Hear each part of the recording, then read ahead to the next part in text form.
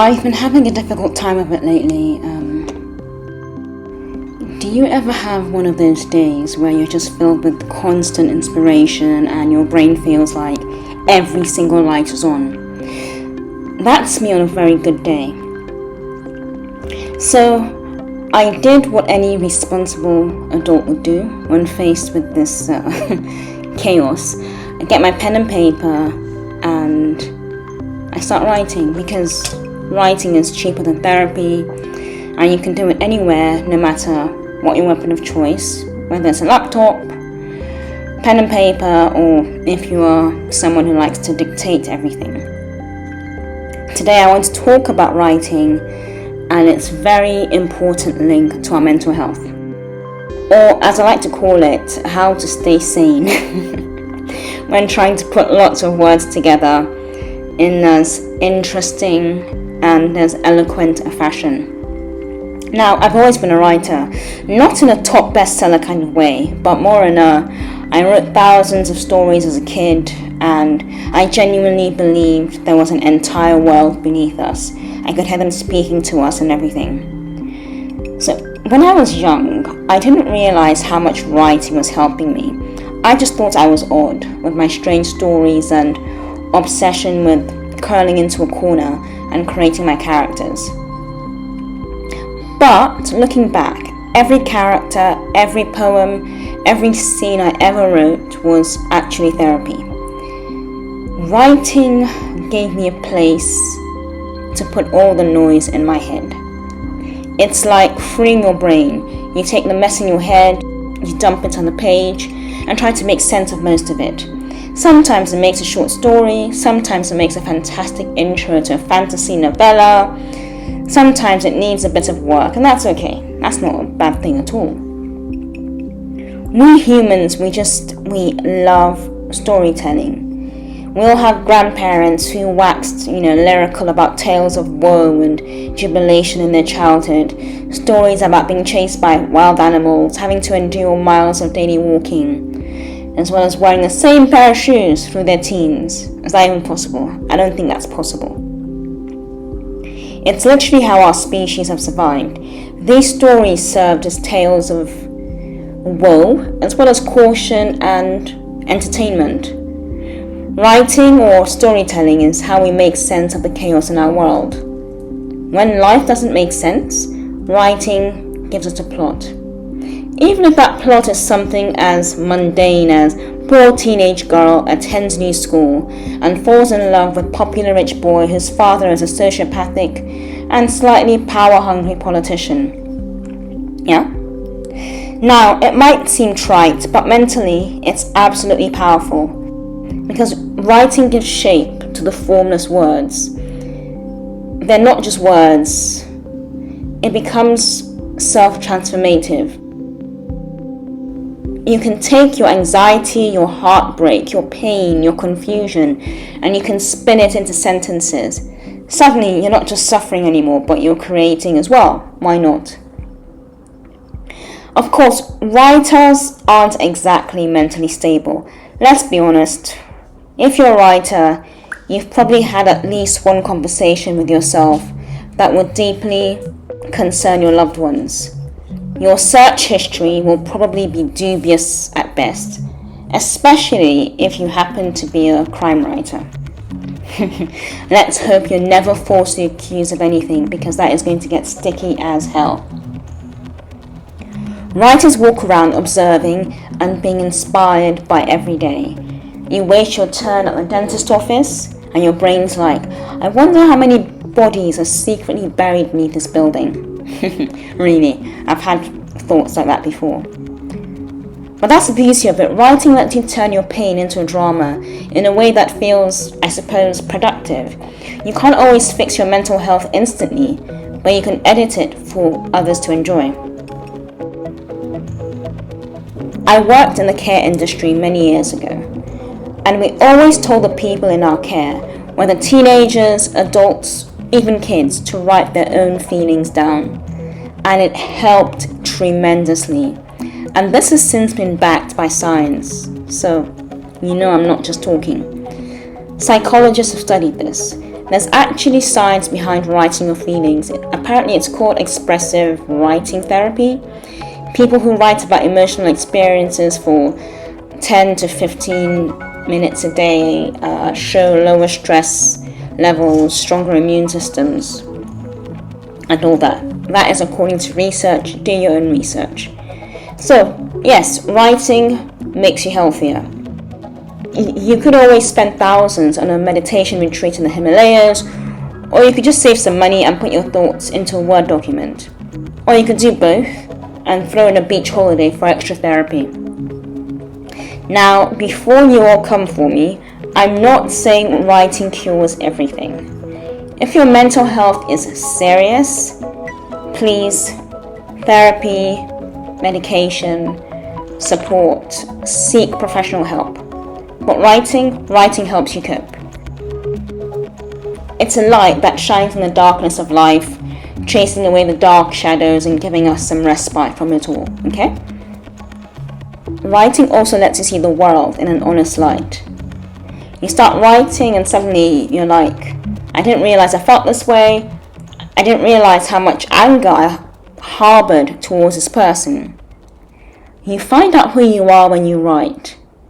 Not the mysterious, tortured author version you try to put out to the world, but the raw, vulnerable creature you actually are. And for me, that's where the real magic begins. You're not judged by the pages. The pages wait and let you fill them with words. No sarcastic eye roll, no whispered taunts. And as your words fill the pages, you realize every emotion you've ever felt is being released. All that pent up anger, frustration, sadness, depression goes onto the page. Sometimes the only place you can tell the truth is on paper.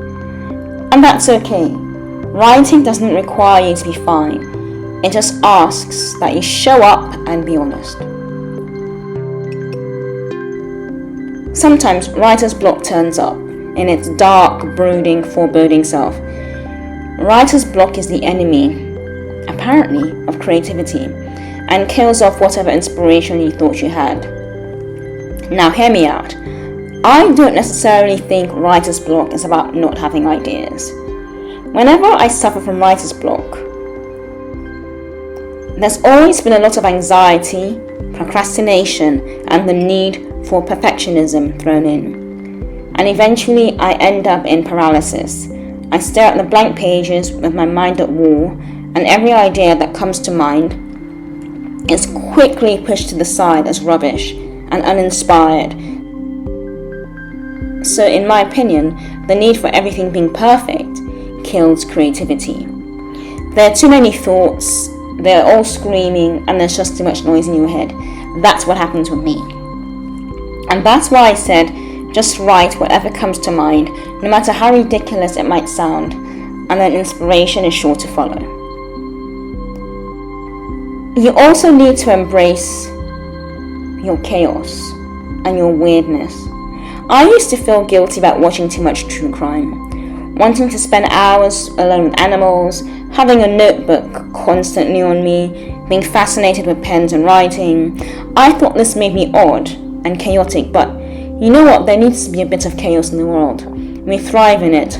Our desks are disasters most of the time. Our sleep schedules are suspicious. My mum often wonders why I begin pacing at 4 a.m. and our Google search histories could get us arrested. I once researched dragonfly wings and their construction, and images of their wings being pinned to corkboards.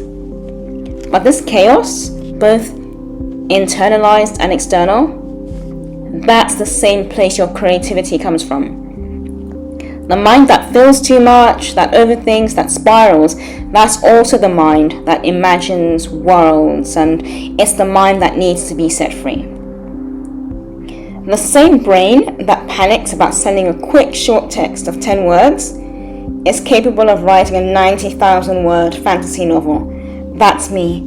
I will panic over sending the simplest, shortest text, but tell me to write a long novel with complex characters, realms, creatures, different worlds, and I'll just jump at it.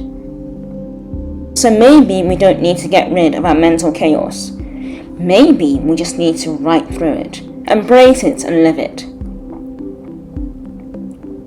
When you write honestly, with no pretense or expectation from others, someone out there reads it and thinks, wait, me too.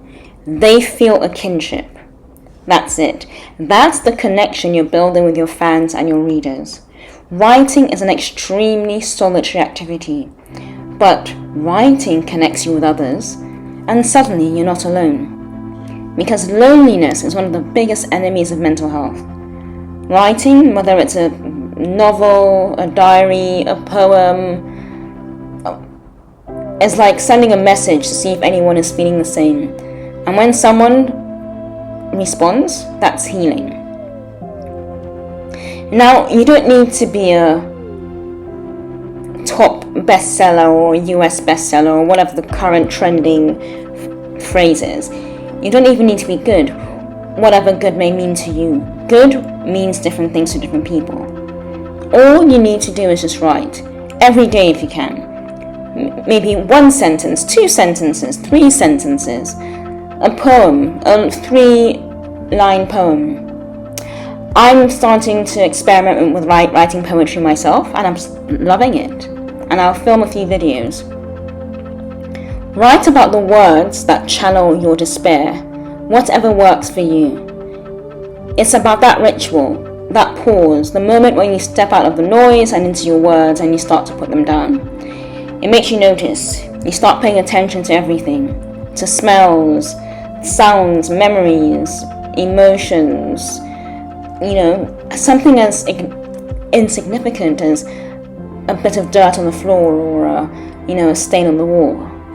You become a witness to your own life instead of just rushing through it and crashing at the end. You connect to the true nature of your feelings and everything around you. And that is real peace. So, writing won't fix your life. I'll just say that right now. It will not fix your life. The problems will still be there. But it might make sense for a few minutes or a few hours at a time. And sometimes that's enough. The next time your brain feels like you're rummaging through garbage, or you're starting to spiral, or you just feel you're worthless, open a notebook. Feed yourself. Because when you open that notebook, everything you're feeling can be poured out onto the pages. Because when you write, you're not trying to escape your mind and thoughts. You're opening yourself up to it. And honestly, in this world we are in right now, with the chaos and the politics and the religion and everything that's going on, the violence, that's a revolutionary act. So go forth, write badly if you want to, write beautifully if you want to, write absolute garbage, it doesn't matter. Just write and release the words and the thoughts in your mind. Release them all into the pages or the laptop or the dictaphone. Is it still called a dictaphone? I don't know. Anyway. And remember, you don't have to be sane to write. You just have to write enough to say. You just have to write enough to stay balanced and sane. Okay, until next time. I have to go and walk my dogs now.